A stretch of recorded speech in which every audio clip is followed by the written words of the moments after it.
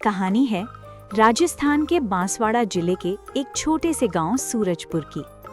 सूरजपुर गांव चारों तरफ से खेतों और कच्चे रास्तों से घिरा हुआ था। यहाँ के लोग मेहनती थे और खेतीबाड़ी ही उनकी पहचान थी। गांव की एक अजीब सी खासियत थी। यहाँ घर एक दूसरे से काफी दूर दूर बने हुए थे। किसी का घर किसी से 1 किलोमीटर दूर तो किसी का 2 किलोमीटर दूर। इसी वजह से रोजमर्रा का सामान लेने के लिए भी लोगों को लंबा पैदल सफर तय करना पड़ता था। लेकिन सूरजपुर गांव एक खास वजह से दूर दूर तक मशहूर था। वो वजह थे शंकर चाचा और उनकी हाथ की बनी स्पेशल पनीर बिरयानी। शंकर चाचा की पनीर बिरयानी तो ऐसी स्वादिष्ट होती है कि जो एक बार खा ले वो बार बार खाने का मन बनाता। एक दिन 2 ग्राहक पनीर बिरयानी खाते हुए बोले, अरे काका, आपकी पनीर बिरयानी का स्वाद तो सच में लाजवाब है। ऐसा लगता है रोज रोज आकर खाएं। लेकिन क्या करें काका, हमारा घर यहाँ से बहुत दूर है। अरे बेटा, आ जाया करो। आप लोगों की ही वजह से तो हमारा ठेला चलता है, वरना कौन है आता है इतनी दूर से। इतनी दूर से रोज आना जाना हमारे बस की बात नहीं। इसी तरह जैसे तैसे काका के पास रोज कुछ लोग ही पहुंच पाते थे। उन्हीं से थोड़े बहुत पैसे कमाकर काका शाम को अपने घर लौट आते। घर पहुंचते ही वो अपनी पत्नी रूपा से कहते, अरे रूपा, समझ नहीं आता क्या करूं। मेरी पनीर बिरयानी का स्वाद पूरे इलाके में मशहूर है, लेकिन ठेला ऐसी जगह लगता है कि लोग आसानी से पहुंच ही नहीं पाते। मेहनत पूरी करता हूं, पर कमाई वैसी नहीं हो पाती। आज भी दिन भर की भागदौड़ के बाद सिर्फ 500 रुपए ही बने। इतने में घर का खर्च कैसे चलेगा और मनीष की पढ़ाई के लिए पैसे कैसे भेजूंगा। सच कहूं तो दिमाग काम ही नहीं कर रहा। समझ में नहीं आता आगे क्या रास्ता अपनाऊं। आप इतनी चिंता मत कीजिए। मनीष ने बताया है कि अब उसका मन वहाँ पढ़ाई में पहले जैसा नहीं लग रहा। उसने कहा है कि वो जल्द ही कुछ दिनों के लिए घर लौटने वाला है। शायद उसके आने से घर का माहौल भी बदल जाए और कोई नया रास्ता भी निकल आए। उनकी बात सुनकर उनका दिल थोड़ा हल्का हो जाता है। रात को वो सुकून से खाना खाते हैं और गहरी नींद में सो जाते हैं। सुबह सूरज निकलते ही काका पूरे उत्साह के साथ बाजार की ओर निकल पड़ते। वहाँ से ताज़ा पनीर, हरी सब्जियाँ और खुशबूदार बासमती चावल खरीदकर घर लौट आते हैं। घर पहुंचकर वे अपने पुराने अनुभव के सहारे खास मसाले तैयार करने लगते हैं। पनीर के टुकड़ों में दही, अदरक लहसुन का पेस्ट, हल्दी, लाल मिर्च और कुछ खास पिसे मसाले मिलाकर उसे अच्छे से मैरिनेट होने के लिए रख देते हैं। दूसरी तरफ बासमती चावल को धोकर हल्का उबाल लेते हैं ताकि दाने खिले खिले रहें। फिर एक बड़े भगोने में घी गर्म करके उसमें तेज पत्ता, दालचीनी, इलायची और लौंग का तड़का लगाते हैं। उसके बाद मैरिनेट किया हुआ पनीर डालकर धीमी आंच पर पकाते हैं। जब मसालों की खुशबू चारों तरफ फैलने लगती है, तब काका चुपचाप अपने परिवार का वर्षों पुराना एक खास मसाला उसमें मिला देते हैं। यही मसाला उनकी बिरयानी को सबसे अलग और लाजवाब बनाता है। कुछ देर दम पर पकने के बाद पनीर बिरयानी पूरी तरह तैयार हो जाती है। काका बड़े प्यार से उसे ठेले पर सजाते हैं और गांव की चौराहे की ओर चल पड़ते हैं, जहां लोगों का आना जाना ज्यादा रहता है। जैसे ही वे ठेला लगाते हैं, खुशबू से खिंचे हुए 2-3 ग्राहक तुरंत पास आ जाते हैं और मुस्कुराते हुए कहते हैं, अरे काका, इधर एक प्लेट पनीर बिरयानी देना जरा जल्दी। आज तो आपने काफी देर कर दी ठेला लगाने में। हमें तो लगा था कि शायद आज आप आएंगे ही नहीं। इंतजार करते करते तो हम वापस जाने वाले थे। अरे बेटा, तुम लोग तो जानते ही हो कि पनीर बिरयानी झटपट नहीं बनती। उसे अच्छे स्वाद के लिए काफी देर तक धीमी आंच पर दम देना पड़ता है। सुबह से ही चढ़ा रखी थी, तभी तो आने में थोड़ा देर हो गई। अरे काका, बाकी बातें बाद में कर लेंगे। पहले जरा एक प्लेट गर्मा गर्म पनीर बिरयानी जल्दी से परोस दीजिए। इतनी देर से इंतजार कर रहे हैं, अब आ ही गए हैं तो फटाफट खिला दीजिए। बहुत जोर की भूख लगी है। फिर काका ने दोनों को अपना स्वादिष्ट पनीर बिरयानी परोस दी और वो दोनों खाने लगे। लेकिन काका के मन में वही पुरानी चिंता बार बार उठती रही। पनीर बिरयानी तो वो दिल खोल कर बनाते थे, मगर ठेला गांव के किनारे लगने की वजह से ज्यादा लोग वहां तक पहुंच नहीं पाते थे। मेहनत पूरी होती थी, पर बिक्री उतनी नहीं हो पाती थी। चिंता से घिरे हुए काका फिर भी हिम्मत नहीं हारते। जो भी ग्राहक आते, उन्हें मुस्कुराकर गर्मा गर्म पनीर बिरयानी परोसते रहते। मन में बस यही सोचते कि शायद कभी हालात बदलें। उसी दौरान शहर में पढ़ाई पूरी करने के बाद उनका बेटा मनीष अचानक गांव वापस आ जाता है। कई सालों बाद अपने गांव की मिट्टी में कदम रखते ही उसके चेहरे पर हल्की मुस्कान आ जाती है। वो सीधे अपने घर की ओर बढ़ता है। दरवाजे पर पहुंचकर जब उसकी नज़र माँ पर पड़ती है तो वो कुछ पल के लिए ठिठक जाता है। भावनाएं आंखों में साफ झलकने लगती हैं। फिर धीरे से आगे बढ़कर वो माँ से कहता है, माँ देखो, मैं वापस आ गया अपने गांव। आप कैसी हैं? सब ठीक चल रहा है ना?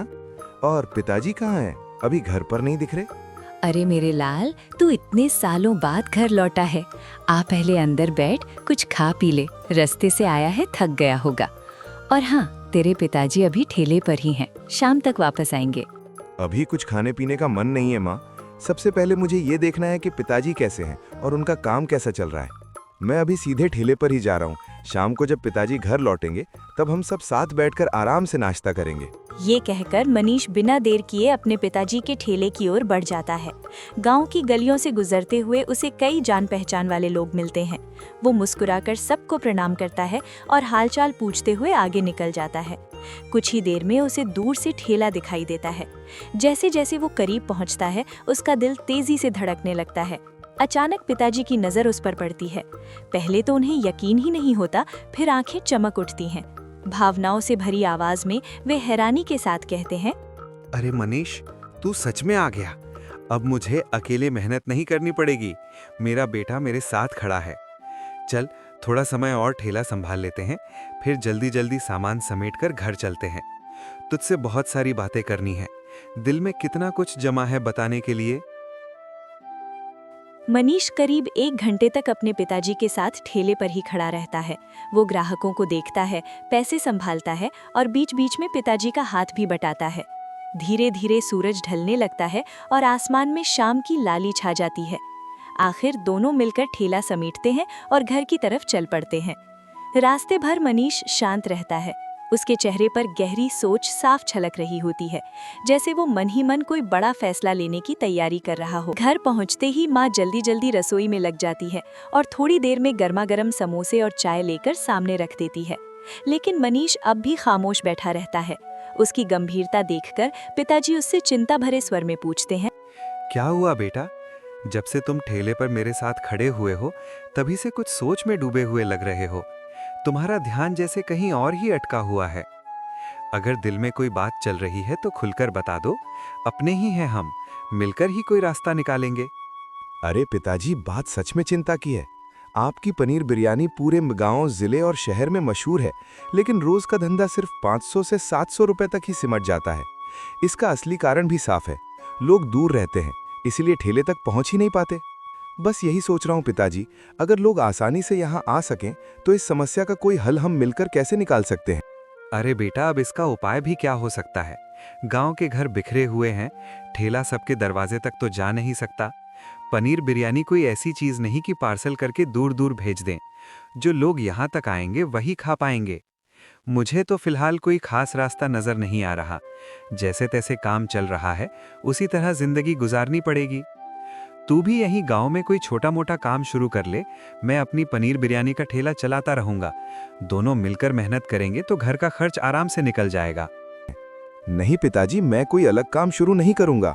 आपकी पनीर बिरयानी की पहचान पहले से ही पूरे इलाके में है। मैं इसी काम को और आगे बढ़ाने की कोशिश करूंगा। आप बिल्कुल चिंता मत कीजिए।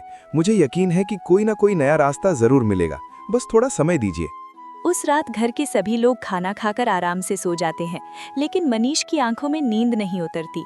वो बिस्तर पर करवटें बदलता रहता है और मन ही मन किसी समाधान की तलाश करता रहता है। उसके दिमाग में बस एक ही बात घूम रही होती है, कुछ नया करना ही पड़ेगा। काफी देर तक सोचने के बाद वो अपना मोबाइल उठाता है और इंटरनेट पर अलग अलग चीजें देखने लगता है। तभी उसकी नज़र एक ऐसे ऐप पर पड़ती है जो छोटे व्यापारियों को ग्राहकों तक पहुंचने में मदद करता है।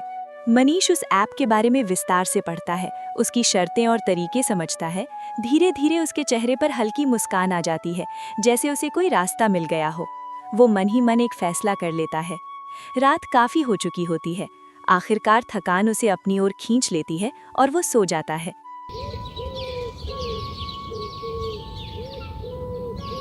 सुबह होते ही गांव में चहल पहल शुरू हो जाती है।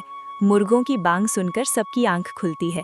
मनीष भी तुरंत उठता है और बिना देर किए सीधे अपने पिताजी के पास पहुंच जाता है। उत्साह से भरी आवाज में वो उनसे कहता है, पिताजी आज आप ठेला मत लगाइए, मैंने कुछ सोचा है ताकि लोग दूर दूर से भी हमारी पनीर बिरयानी आसानी से खरीद सके। आज हमें एक ऑफिस जाना है, वहाँ कुछ ज़रूरी बात करनी है। साथ ही पूरे गांव में प्रचार भी करवाना होगा। इसके लिए एक रिक्शा वाले को बुलाकर घोषणा करवानी पड़ेगी। आज थोड़ा अलग तरीके से काम शुरू करेंगे। अरे बेटा, तूने क्या सोचा है? कैसा प्रचार और कौन सा ऑफिस? मुझे कुछ समझ नहीं आ रहा। पिताजी आप बस तैयार हो जाइए, फिर मैं आपको अपने साथ शहर लेकर चलता हूँ। मनीष और उसके पिताजी सुबह सुबह गांव से शहर की ओर रवाना हो जाते हैं। बस अड्डे पर पहुंचकर दोनों टिकट लेते हैं और कुछ ही समय बाद शहर में कदम रखते हैं। जैसे ही वे बस से उतरते हैं, ऊंची ऊंची इमारतें, चमचमाती सड़कें और बड़े बड़े दफ्तर देखकर पिताजी की आंखें आश्चर्य से फैल जाती हैं। इसी बीच मनीष की नज़र एक बड़ी फूड डिलीवरी कंपनी ज़ोमैटो पर जाती है। वो पिताजी का हाथ पकड़कर अंदर की ओर बढ़ता है। रिसेप्शन पर पूछताछ करने के बाद वो कंपनी के मैनेजर से मिलने की अनुमति मांगता है। मैनेजर के सामने पहुंचकर मनीष उनसे कहता है, सर, हम अपनी छोटी सी फूड स्टॉल को आपके फूड डिलीवरी प्लेटफॉर्म पर रजिस्टर करवाना चाहते हैं ताकि लोग घर बैठे हमारी खास पनीर बिरयानी ऑर्डर कर सकें। इसके साथ ही हमें एक डिलीवरी पार्टनर की भी ज़रूरत होगी जो पूरे इलाके में ऑर्डर पहुंचा सके। कृपया हमें ये भी बता दीजिए कि डिलीवरी बॉय की सैलरी या कमीशन कितना होगा ताकि हम उसी हिसाब से अपने खाने के दाम तय कर सकें और सही रेट लिस्ट बना सकें। मनीष कंपनी के मालिक से सारी ज़रूरी बातें कर लेता है और अपने ठेले को ज़ोमैटो ऐप पर रजिस्टर कर देता है। गांव वापस पहुंचते ही वो एक रिक्शा वाले को तय करता है। सुनो सुनो सुनो, गांव के सभी लोगों ध्यान से सुनिए। अब आपके अपने काका यानी मनीष भैया के पिताजी की मशहूर और खुशबूदार पनीर बिरयानी सीधे आपके घर तक पहुंचाई जाएगी। जी हाँ, अब लाइन में खड़े होने की जरूरत नहीं। बस अपने मोबाइल में ज़ोमैटो ऐप डाउनलोड कीजिए, उसमें रजिस्टर कीजिए और काका स्पेशल पनीर बिरयानी सर्च करके अपना ऑर्डर तुरंत बुक कीजिए। कल से शुरू हो रही है खास ऑनलाइन सेवा। ताज़ा गर्मा गर्म पनीर बिरयानी आपके दरवाजे तक, वो भी बिना किसी डिलीवरी चार्ज के। तो देर किस बात की? जिसे भी काका के हाथों का असली स्वाद चखना है वो कल से ऑनलाइन ऑर्डर करे और घर बैठे लाजवाब पनीर बिरयानी का आनंद उठाए। मनीष और उसके पिताजी मिलकर लोगों को बताते हैं कि अब उनके यहाँ स्वादिष्ट पनीर बिरयानी घर बैठे भी मिलेगी। अगले ही दिन काका स्पेशल पनीर बिरयानी का ठेला बाजार में सज जाता है। इस बार ठेले पर पहले से कहीं ज्यादा भीड़ उमड़ पड़ती है, लेकिन असली चमत्कार तो मनीष के मोबाइल पर दिखाई दे रहा था। लगातार ऑनलाइन ऑर्डर की घंटियां बज रही थीं। मनीष तेजी से गर्मा गर्म पनीर बिरयानी पैक करवाता जाता और हर पैकेट डिलीवरी बॉय को सौंपता जाता। डिलीवरी बॉय गांव के अलग अलग घरों में समय पर ऑर्डर पहुंचा रहे थे और लोग अपने घर पर बैठकर काका के हाथ की स्वादिष्ट पनीर बिरयानी का आनंद ले रहे थे। शाम तक सारा स्टॉक खत्म हो जाता है। जब काका दिन भर की कमाई गिनते हैं तो उनकी आंखों में खुशी और हैरानी साफ झलकती है। वे मुस्कुराते हुए मनीष की तरफ देखते हैं और कहते हैं, अरे मनीष, तुम्हारी बात मानकर आज मैं पूरे 30 किलो पनीर और बढ़िया चावल लेकर आया था और देखो सब कुछ एकदम साफ हो गया, एक दाना भी बाकी नहीं बचा। आज कुल मिलाकर 8,000 रुपए की बिक्री हुई है। खर्चा निकालकर भी लगभग 3,500 रुपए का साफ मुनाफा हाथ में आया है। बेटा, आज तो तुमने वाकई कमाल कर दिया। मुझे तो यकीन ही नहीं हो रहा कि हमारा छोटा सा ठेला इतना अच्छा चल पड़ेगा। अगर इसी तरह मेहनत और समझदारी से काम चलता रहा तो बड़ा घर लेना और अपनी गाड़ी खरीदना अब सिर्फ सपना नहीं रहेगा। अब तो इस काम में सच में उत्साह आने लगा है। चलो अब घर चलते हैं। तुम्हारी माँ भी हमारी राह देख रही होगी। आज की खुशखबरी सुनकर वो भी बहुत खुश हो जाएगी। ठीक है पिताजी, चलो, मुझे भी माँ को सब बताना है। मनीष और उसके पिताजी की खुशी का ठिकाना नहीं था। ठेला समेटकर जब वे घर पहुंचे, पूरे उत्साह के साथ सारी अच्छी खबर माँ को सुनाई। घर का माहौल खुशी से भर गया।